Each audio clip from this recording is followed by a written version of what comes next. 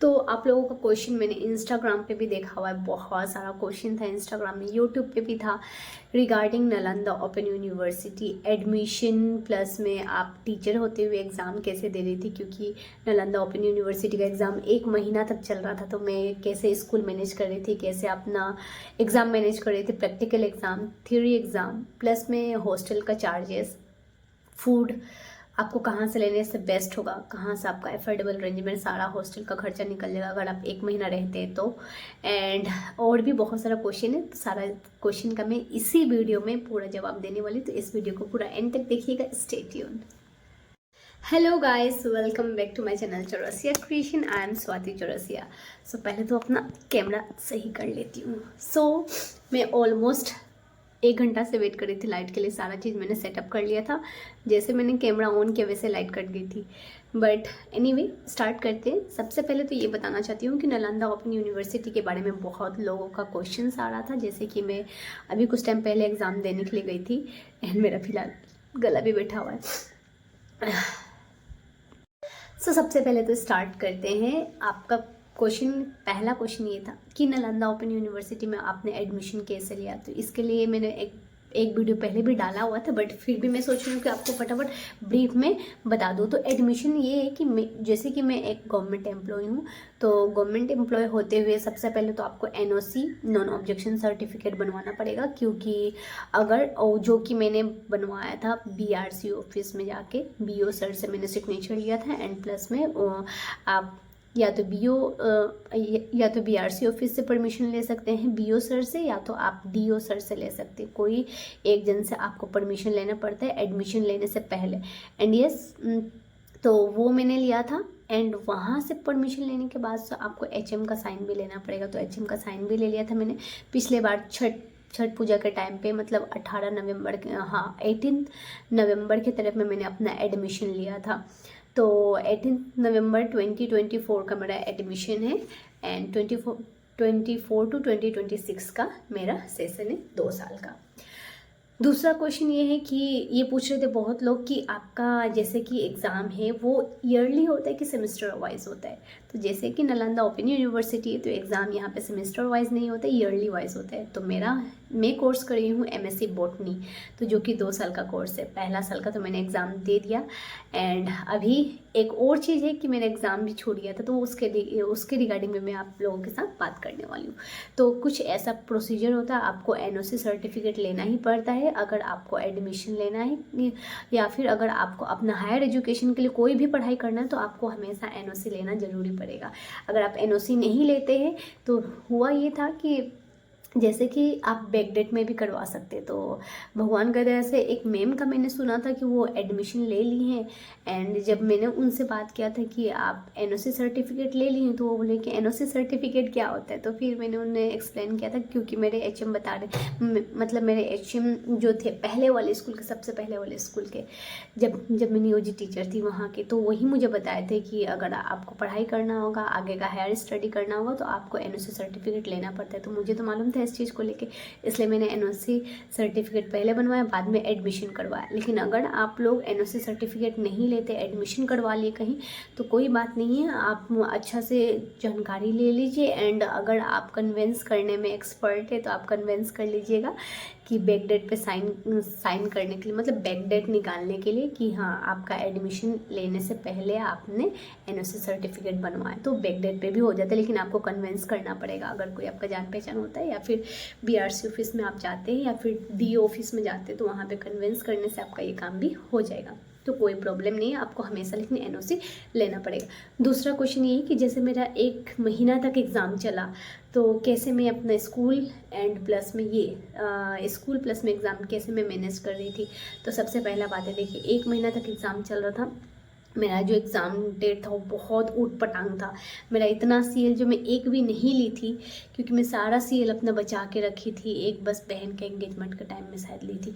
इसके अलावा मैं एक भी CL नहीं लगाई थी, मैं सारा CL अपना बचाई थी, कि मुझे पता था कि एग्ज़ाम है, तो मुझे अपना सारा CL बचा के रखना है। तो मेरा 7 की 8 CL ऑलरेडी लग चुका है, जिसमें से मैंने स्पेशल लिप भी लिया था। एक चीज़ और, अगर आप 1 महीना का एग्ज़ाम दे रहे हैं तो बहुत लोग ये बोलते हैं कि हाँ, जैसे कि आपका HM बोल देंगे, या फिर बहुत लोग ये बोलेंगे कि आप स्पेशल लीव लेके एग्ज़ाम देने नहीं जा सकते। तो ये चीज़ आप उनको बोल दीजिएगा कि स्पेशल लीव लेके अगर 1 दिन का एग्ज़ाम होता है तब आप नहीं जा सकते, लेकिन आपका 1 महीना तक अगर एग्ज़ाम चल रहा है तो आप आराम से उसमें स्पेशल लीव ले सकते हैं। आप इस चीज़ को बोलिएगा स्कूल में अपना। तो वही था कि मैंने भी अपने स्कूल में अपने मैम को बताया था। तो मेरा जो पहला एग्ज़ाम था, मतलब जो 28 को एग्ज़ाम था, उस टाइम मैंने स्पेशल लीव लिया था। तो 28 को और 29 को, क्योंकि एग्ज़ाम होता है नालंदा ओपन यूनिवर्सिटी में, तो यहाँ से ट्रेन डायरेक्टली नहीं, जैसे कि मैं रहती हूँ सिवान में, तो सिवान से डायरेक्टली ट्रेन नहीं है नालंदा ओपन यूनिवर्सिटी। मतलब नालंदा जाने के लिए कोई डायरेक्टली ट्रेन नहीं है, आपको पटना जाना ही पड़ेगा। इसके रिगार्डिंग और ज़्यादा मुझे दिक्कत हो रहा था, क्योंकि पटना जाने के लिए मुझे 1 दिन पहले निकलना पड़ता पटना, फिर प्लस में मैं मॉर्निंग के लिए निकलती थी नालंदा ओपन यूनिवर्सिटी के लिए एग्ज़ाम देने के लिए। तो ऐसे करती थी मैं कि अपना स्कूल करती थी। जैसे कि अगर मेरा 2 दिन का गैप होता था तब तो मैं वहाँ से एग्ज़ाम जैसे कि अगर मान लीजिए कि मेरा 28 को एग्ज़ाम है, तो 28 को एग्ज़ाम है तो मैं 27 को निकल जाती थी यहाँ से। 27 को स्कूल करके मैं निकल जाऊंगी यहाँ से, तो 27 को तो मैं पटना पहुँच जाऊंगी। 28 को मैं मॉर्निंग में सुबह 7:15 में एक ट्रेन होता है, एक 7:20 में ट्रेन होता है, एक 8 बजे के करीब में होता है कि 8:30, और एक 9:30 बजे के करीब में ट्रेन होता है। और जो एग्ज़ाम होता है वो हम लोग का 12 बजे से होता है, 12 से लेकर 3। तो वही मैं 7:15 या फिर 7:25 वाला मॉर्निंग वाला ट्रेन पकड़ के एग्ज़ाम देने के लिए निकल जाती थी, जो कि हम लोगों को 10 साढ़े 10 बजे के करीब में नालंदा पहुंचा देती थी। वहाँ से आपका 15 रुपये आप देंगे तो वहाँ पे जो टोटो होता है वो टोटो लगा रहता है, आपको टोटो पे बैठना है और आराम से यूनिवर्सिटी आपको पहुंचा देगी। वहाँ पे ओपन ओपन ओपन ओपन करके चिल्लाते रहते हैं, बहुत सारा टोटो लगा रहता है, आपको कहीं जाना नहीं पड़ेगा। तो वही है कि आपके लिए, तो वहाँ से आपको टोटो लेना है, 15 रुपीज़ का चार्ज होगा, एंड वहाँ से आप सीधा यूनिवर्सिटी पहुँच जाएंगे। यूनिवर्सिटी पहुँचने के बाद से एग्ज़ाम होगा आपका 12 से लेकर 3 बजे तक। फिर 3 बजे जब एग्ज़ाम होगा तो वहाँ से जब आप लौटेंगे तो फटाफट एकदम ये ले लीजिएगा टोटो। वहाँ पे आपको देखिए जगह, जब अगर आप खा के नहीं गए यहाँ से, तो 10:30 को अगर आप यूनिवर्सिटी के पास पहुँच जा रहे तो वहाँ पे आपको छोटा करके ढाबा मिल जाएगा, मतलब जो ये होता है ना ठेला, तो वो मिलेगा, जहाँ पे आपको फ्रूट सैलेड मिल जाएगा, डोसा मिल जाएगा, इडली मिल जाएगा, सारा चीज़ मिल जाएगा खाने के लिए। तो आप वहाँ पे अपना ब्रेकफास्ट कर सकते हैं। फिर वहाँ से जब आपका एग्ज़ाम ख़त्म हो जाएगा 3 बजे, तो आप वहाँ से निकलेंगे, तब आप वहाँ पे कुछ खा सकते हैं। फिर आगे में अपने यूनिवर्सिटी के आगे में कुछ आप खा सकते हैं। फिर वहाँ से टोटो पकड़ के निकल जाइएगा सीधा स्टेशन के लिए, क्योंकि फिर 3:30 बजे एक ट्रेन होता है जो कि आपको पटना ड्रॉप कर देगी रास्ते में, मतलब पटना पहुंच जाएंगे। इसका पहले भी बहुत सारा स्टेशन आपका स्टॉपेज के हिसाब से आप देख लीजिएगा कि आपको कहाँ उतरना, कहाँ नहीं रुकना। उसके बाद से फिर तो 2 दिन वाला जो मेरा एग्ज़ाम हो, दो दिन जिसमें गैप होता था उसमें तो मैं आ जाते, जैसे कि 28 को मैं एग्ज़ाम दी, 27 को मैं पहुंची, 28 वाला एग्ज़ाम दिया, 28 वाला एग्ज़ाम दे के वापस मैं पटना पहुंच जाती थी 28 को ही। फिर 29 को मेरा स्कूल होगा, तो मैं 29 को मॉर्निंग में सुबह 4 बजे उठती थी। 4 बजे उठ के फिर सीधा मैं हाजीपुर जाती थी, क्योंकि पटना से कोई ट्रेन नहीं था सिवान के लिए, उतना सुबह आपको बस मिलेगा। तो उतना सुबह फिर मैं जाती थी जंक्शन, बहन के रूम पे से जाऊंगी जंक्शन से फिर टेम्पो पकड़ती थी। एंड वो टेम्पो मॉर्निंग के टाइम में बहुत ज़्यादा ट्रैफिक रहता है। दीघा ब्रिज होता है क्या, दीघा ब्रिज नहीं, दीघा ब्रिज कौन सा ब्रिज होता है तो मुझे याद नहीं आ रहा है।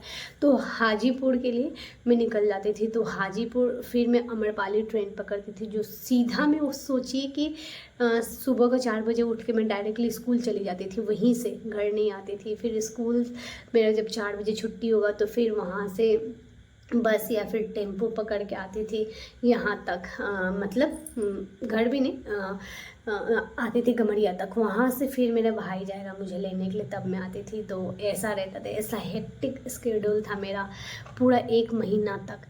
तो जैसे कि जिन लोगों का जैसे कि केमिस्ट्री हो गया, मैथमेटिक्स हो गया और ना फिजिक्स डिपार्टमेंट, ये 3 का एग्ज़ाम हुआ था पटना नबिस्को GM कॉलेज, पता नहीं कौन सा कॉलेज है, वैसा कुछ बता रहे थे।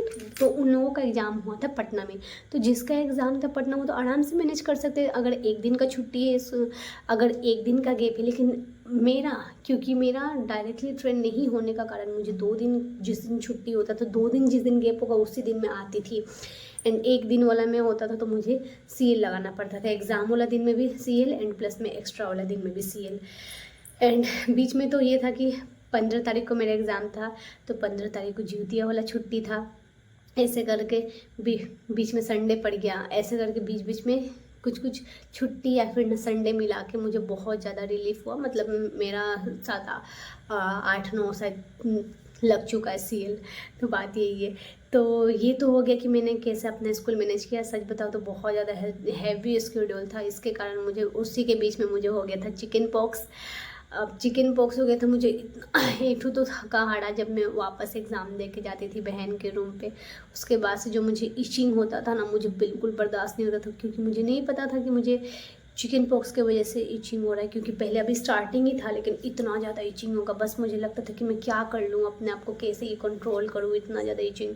शाम को जब मैं टेबलेट लेने के लिए, मतलब सामने वाला फार्मेसी में गई थी, वहाँ मैंने दिखाया कि देखिए भैया मुझे बहुत ज़्यादा इचिंग हो रहा है। तो वो बोले कि ले लीजिए, एक दवा दिए थे, एलर्जी का दवा दिए थे वो। तो मैं आने के साथ साथ कुछ खा ली थी एलर्जी का दवा। मुझे लगा था एलर्जी का दवा से एक बार में रिलीफ हो जाता है, बट नहीं, उस दिन भी रात में मुझे इतना ज़्यादा इचिंग हो रहा था। फिर नेक्स्ट मॉर्निंग मुझे घर के लिए निकलना था, घर के लिए आई मीन स्कूल के लिए। फिर मैं स्कूल के लिए निकल गई थी अगला दिन।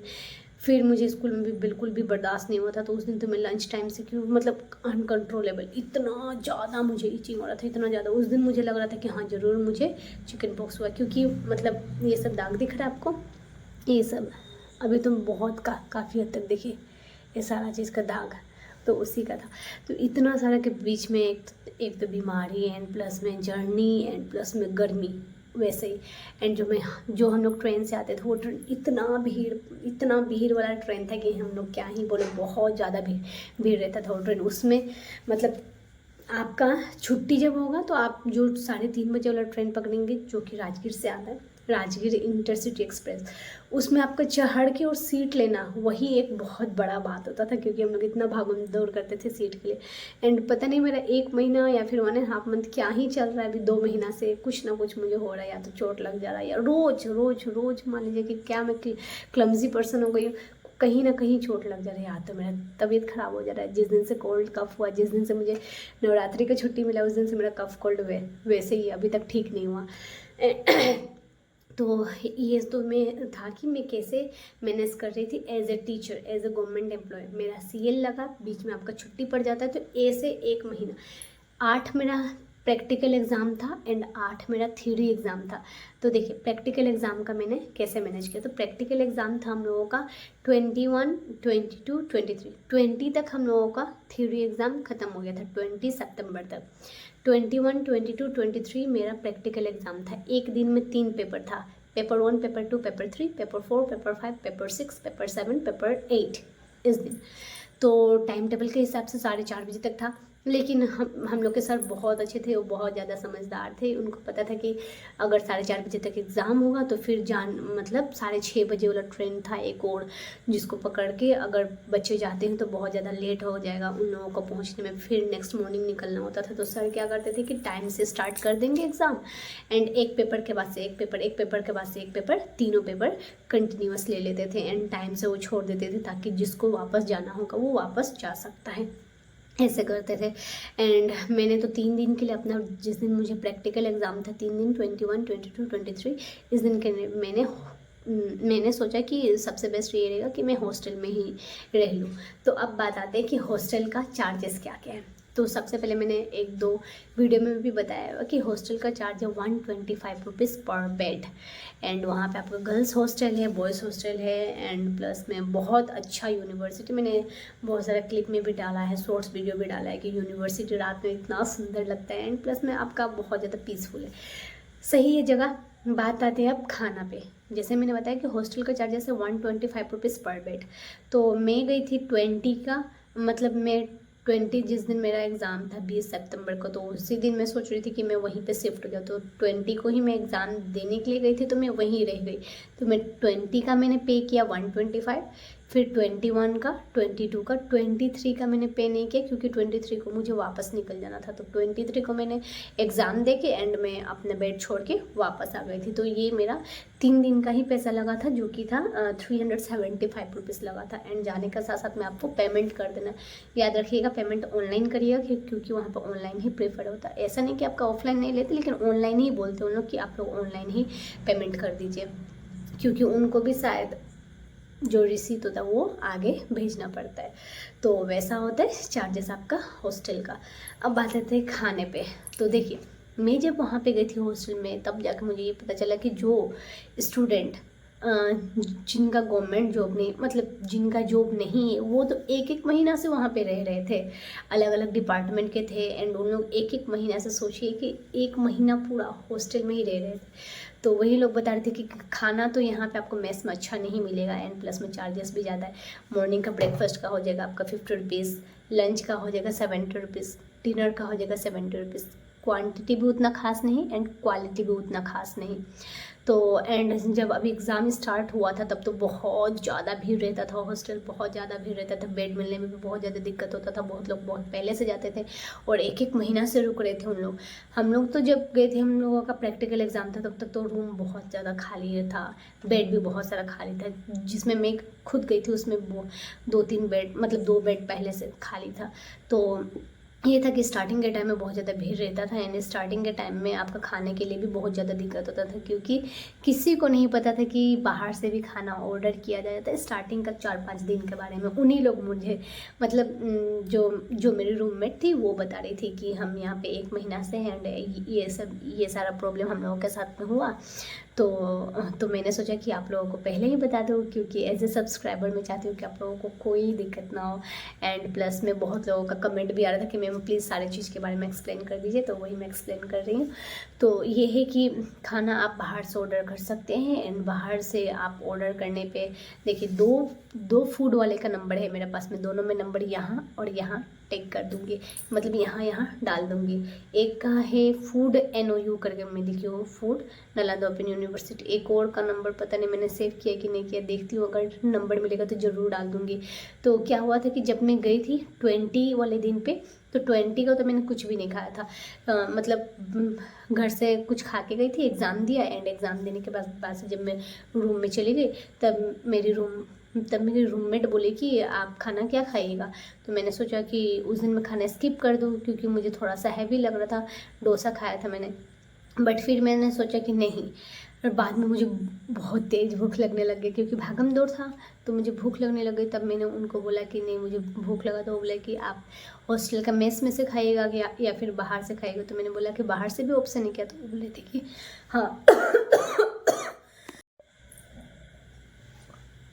Sorry, cough and cold. सो वही मुझे बताए थे कि बाहर से भी ऑप्शन है। तो मैंने उनसे पूछा कि चार्जेस क्या है, तो वो बोल रही थी कि पर रोटी 10 रुपया लगेगा आपका। तो मैंने बोला कि अच्छा मुझे नंबर दे दीजिए, एक second, I am really sorry. हाँ, तो ये बोल रही थी कि वो बोल रही थी कि आपका पर रोटी का चार्जेस होगा 10 रुपया। तो मैंने बोला कि अच्छा मुझे भी नंबर दे दीजिए, मैं फ़ोन करके ऑर्डर दे दूँगी। तो उन्होंने मुझे नंबर दिया। जब मैं फ़ोन लगाई तो वो बोल रही थी कि रोटी अभी इस टाइम तक तो ख़त्म हो गई थी, क्योंकि मैंने 8 बजे के करीब में फ़ोन किया था, रात के 8 बजे के करीब में। तो उन्होंने बोला कि अच्छा आलू पराठा है, आलू पराठा आप कर लीजिए ऑर्डर। तो मैंने बोला कि आलू पराठा का चार्जेस कितना था, वो बोले कि 20 रुपया पर आलू पराठा। तो मैंने बोला कि अच्छा बस एक ही आलू पराठा दीजिएगा। तो वो बोले कि अच्छा ओके। तो मैंने एक आलू पराठा उस दिन ऑर्डर किया, जो कि 20 रुपया चार्ज था। मुझे अच्छा लगा, ठीक था, आलू पराठा था, सब्जी था, इसके अलावा और कुछ नहीं था, बस यही 2 चीज़ था। 20 रुपया क्वान्टिटी भी से, मतलब इतना बड़ा था, ठीक था आपका। तो मेरा पेट एक में भर गया, तो बस मैंने एक ही आलू पराठा खाया था। नेक्स्ट मॉर्निंग हुआ, तो नेक्स्ट मॉर्निंग को क्या हुआ कि मैंने फिर उन्हीं से खाना मंगवाया था। उस टाइम मैंने मंगवाया था रोटी, 2 रोटी मंगवाया था 20 रुपया। तो यही है कि आपको मेस से खाना लेने का बिल्कुल ज़रूरत नहीं, क्योंकि मेस वाले कॉस्टली दे रहे थे। अगर वहाँ पे जो 1 महीना से रह रहे थे, एंड जैसे मैंने बताया कि लंच का मैं सोच रही थी, तो उस दिन तो मैंने लंच खा लिया था मेस में से। एंड सच बताओ तो बिल्कुल भी टेस्ट नहीं था, चावल भी इतना मोटा मोटा, प्लस में चावल का क्वालिटी अच्छा नहीं था, एंड खाना भी उतना खास नहीं दे रहे थे, सब्जी आपको इतना थोड़ा सा मिलेगा। एंड उस दिन बना था चोखा एंड करेला और आलू का भुजिया। जब मैं दोबारा जाके मांगी भुजिया तो वो बोल रहे थे कि भुजिया तो बहुत कम बना हुआ है, और लोग भी है खाने के लिए, तो इतना थोड़ा सा मुझे और दिए। एंड हॉस्टल में जो रूममेट थे वो बता रहे थे कि स्टार्टिंग में जब बहुत ज़्यादा भीड़ रहता था उस टाइम, तो दोबारा देते भी नहीं थे उन लोग। तो और 70 रुपीज़ चार्ज लगा था मेरा लंच का, और मुझे खाना का क्वालिटी सच में उतना अच्छा नहीं लगा था। तो फिर रात में जब मेरी हॉस्टल वाली बताई थी कि एक और वाले का नंबर है, तो और वो हाफ प्लेट भी अगर आप उनसे मांगेगा तो हाफ प्लेट भी दे देंगे खाना। तो फिर मैंने सोचा कि नेक्स्ट डे उनसे मंगवाऊंगी मैं। रात का वही था, रोटी सब्जी मंगवा लिया था वही फूड वाले से जो कि पड़ा था मुझे 20 रुपया। अगले दिन भी सेम वैसे ही हुआ। दिन में मैंने लंच मंगवाया था, जो मुझे दूसरा फूड वाले का नंबर मिला, फूड NOU करके, मैं यहाँ डाल दूँगी। तो यही था कि जब मैंने सेकंड वाले से मंगाया था तो खाना, तो ये सारा चीज़ मैं इसलिए बता रही हूँ ताकि आप लोगों को बिल्कुल भी इनकन्वीनियंस ना हो वहाँ अगर आप जाते हैं। तो इसलिए इस वीडियो को पूरा एंड तक देखिएगा। मैं सारा अपने स्ट्रगल तो मुझे उतना नहीं बोलूँगी, बट फिर भी स्ट्रगल था। 1 महीना एग्ज़ाम देना बिल्कुल भी मतलब ऐसा नहीं है कि बहुत ज़्यादा आसान था, खास करके जब आपका जॉब है, स्कूल है, डायरेक्टली ट्रेन जर्नी है, उसी में आपका तबीयत ख़राब है। तो बहुत सारा चीज़ था मेरे साथ से जो हुआ, इसलिए मैं वीडियोस भी इरेगुलर पोस्ट कर रही थी, प्लस में शॉर्ट्स भी अभी भी बहुत सारा है वीडियो पेंडिंग में जो कि मुझे डालना है। सोच रही हूँ कि डालूँ कि ना, बहुत सारा तो मैंने ऐसे ही डिलीट कर दिया, शूट किया था बट मैंने पोस्ट नहीं किया। अगले दिन जो फूड वाला था, लंच के टाइम में जब मैं खाना ऑर्डर की थी, तो वो बोले थे कि 80 रुपये पर प्लेट है। तो मैंने बोला अब बाप रे बाप 80 रुपया। तो मैंने बोला कि प्लीज़ भैया मुझे हाफ प्लेट दे दीजिए। तो बोला कि नहीं, हाफ प्लेट ऑर्डर नहीं होता है। बट फिर मैंने उनसे फोर्स किया, मैंने एक बार और बोला कि भैया please half plate he order कर दीजिए, क्योंकि मैं अकेली हूँ, मैं कितना ही खाना खाऊंगी। तो वो बोले कि अच्छा होगा। तो 40 रुपीज़ में वो दिए थे चावल, दाल, 3 टाइप का सब्जी, पापड़, सैलड, इतना सारा चीज़ था। एंड दाल भी बहुत अच्छा, एकदम थिक था, चावल भी बहुत अच्छा था। मुझे उनका खाना का क्वालिटी एंड क्वांटिटी दोनों बहुत पसंद आया। सॉरी।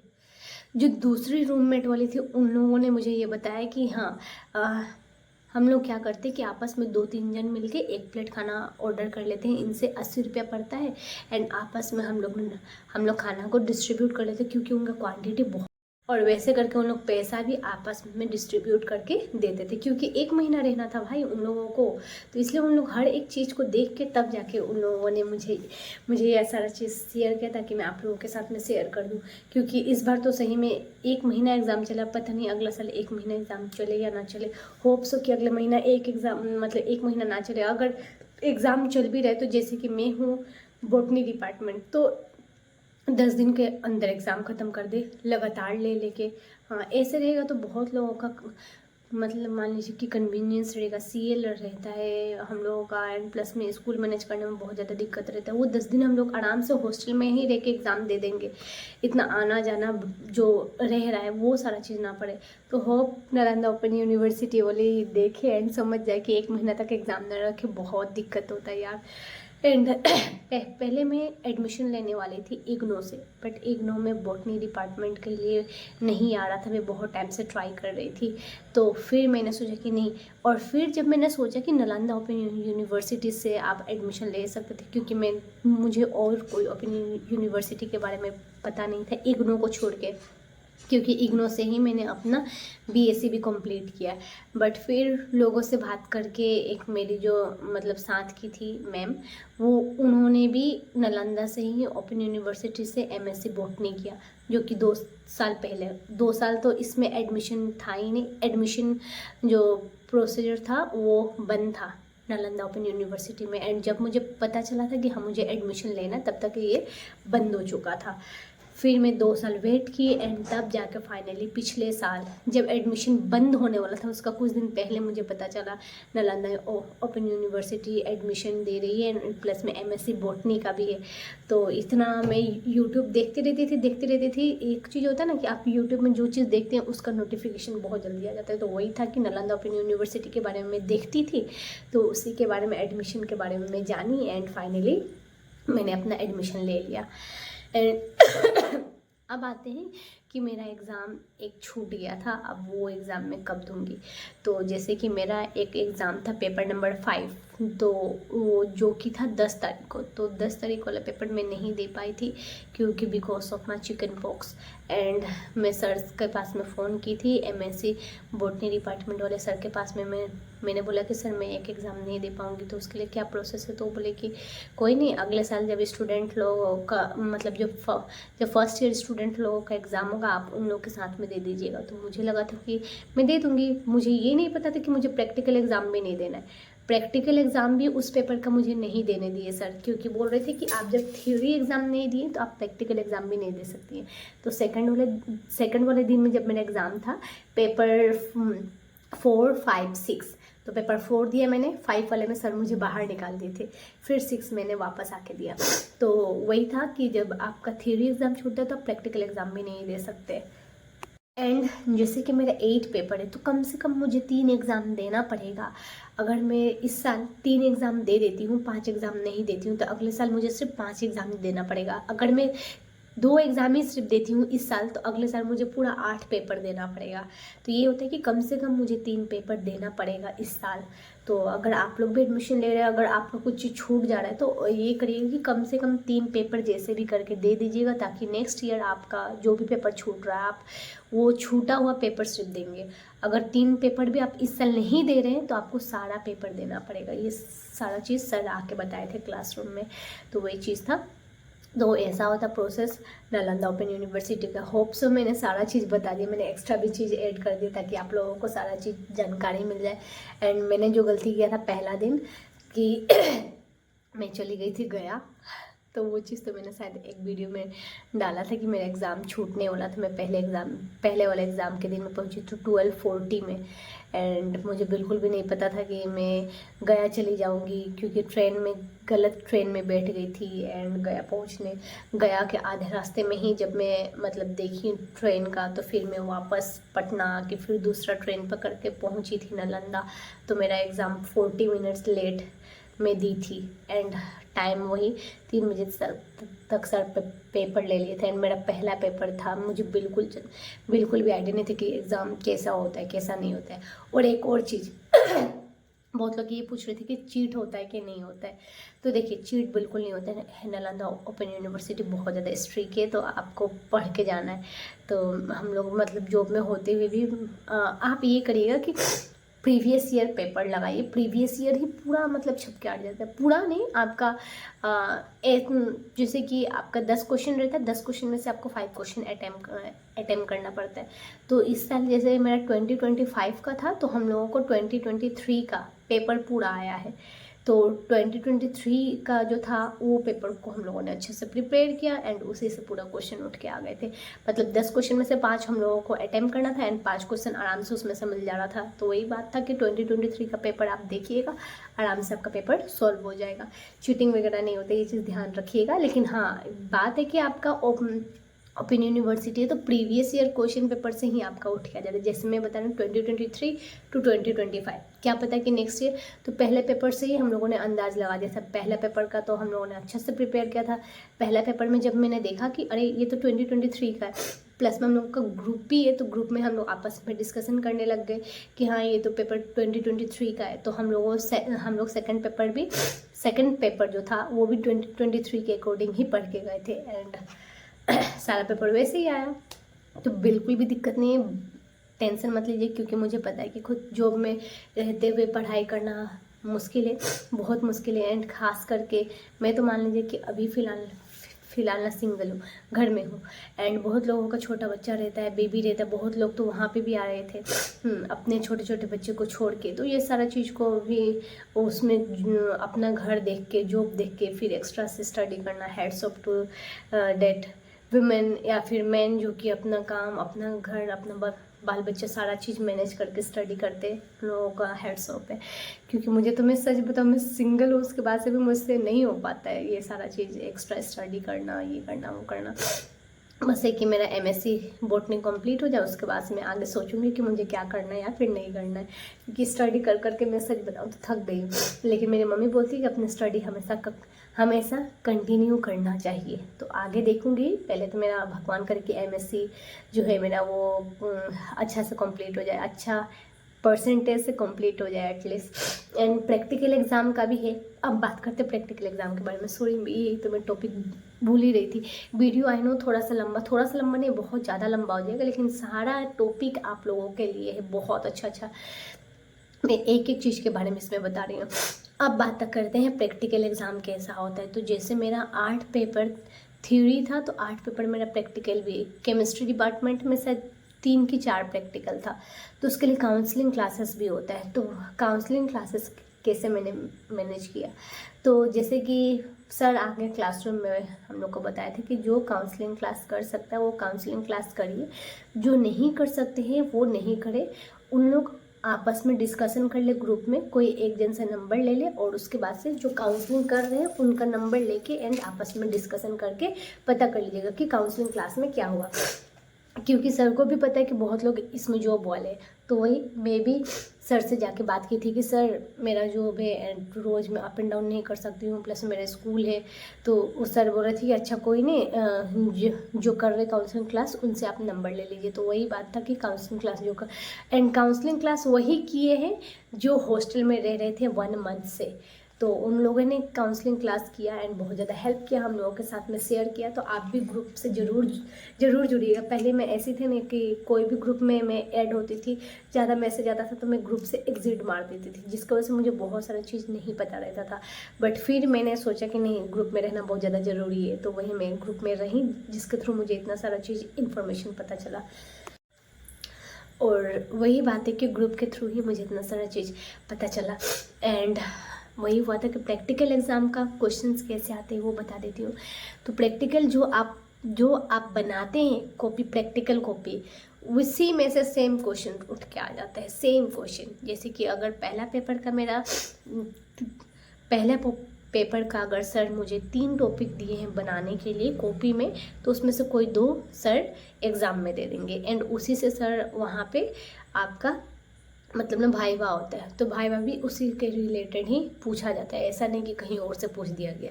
जो पेपर का आपका एग्ज़ाम हो रहा है, जैसे कि मेरे जो सर थे वो बहुत अच्छे थे, वो बोले थे कि जैसे कि आपका भाईवा भी पेपर 1, पेपर 2, पेपर 3 मेरा एक दिन हुआ है, तो एक ही बार में वो वाइवा भी ले रहा था। और ऐसा नहीं कि सिंगल बैठा के, क्योंकि उनके पास में भी इतना टाइम नहीं और हम लोग के पास में भी इतना टाइम नहीं। एग्ज़ाम एक दिन में 3 पेपर एंड प्लस में बॉटनी डिपार्टमेंट में इतना ज़्यादा स्टूडेंट थे।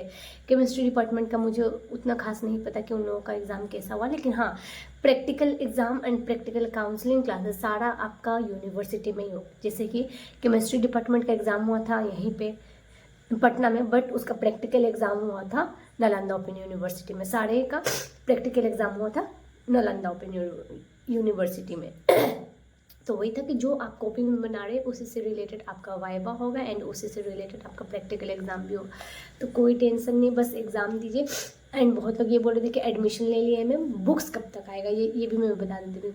तो नवंबर में मैंने अपना एडमिशन लिया था एंड दिसंबर, जनवरी, फरवरी, मार्च, अप्रैल, मई में मेरा बुक्स आया था।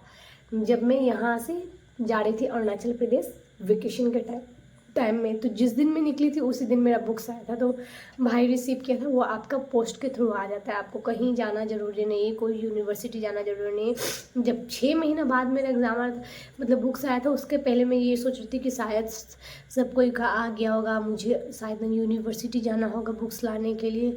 बट फिर मैं जब यूट्यूब देखी वीडियो, तब मुझे पता चला कि नहीं, पोस्ट ऑफिस के थ्रू ही आपका घर पे बुक जाएगा। तो वही बात है कि बुक्स मेरा घर पे आया, बुक्स मैंने देखा, पढ़ा एंड वही बुक्स का जो है एंड प्रीवियस ईयर लगाइए। मैं तो ये बोलूँगी कि बुक्स अगर आपके पास में टाइम नहीं है पढ़ने के लिए, तो आप सीधा प्रीवियस ईयर लगाइए एंड उससे एंड यस, अगर किसी को भी नालंदा मतलब ओपन यूनिवर्सिटी का बुक चाहिए तो प्लीज़ मुझे कांटेक्ट करिए, क्योंकि मेरा बुक्स पूरा वैसे का वैसा ही पड़ा हुआ है। मैं सिर्फ प्रीवियस ईयर से ही स्टडी की हूँ, क्योंकि मेरे पास में उतना टाइम नहीं था। लेकिन जिसके पास में टाइम है बुक्स पढ़ी, बुक्स बहुत अच्छा है। तो यस, मैं सोच रही हूँ कि ये वीडियो को यहीं तक एंड करूँ, क्योंकि वीडियो काफ़ी लंबा हो गया है। सारे क्वेश्चन का मैंने आंसर दे दिया, मुझे जहाँ तक लगता है एक एक चीज़ का क्वेश्चन था, मैंने सारा देख के एंड आपका आंसर दिया। आई होप आपको ये वीडियो पसंद आया होगा एंड सारे क्वेश्चन का आपको जवाब इसी वीडियो में मिल गया होगा। तो that's it, have a good day had, good night. So that's it, here I am ending this video. I hope कि आपको ये वीडियो पसंद आया होगा एंड अगर इससे रिलेटेड कोई भी क्वेश्चन अगर मुझसे छूटा होगा बताने को, आप लोगों को इन्फॉर्म करने को, तो आप क्वेश्चन ज़रूर कमेंट बॉक्स में पूछिएगा, मैं ज़रूर रिप्लाई दूँगी। Bye bye, have a good day.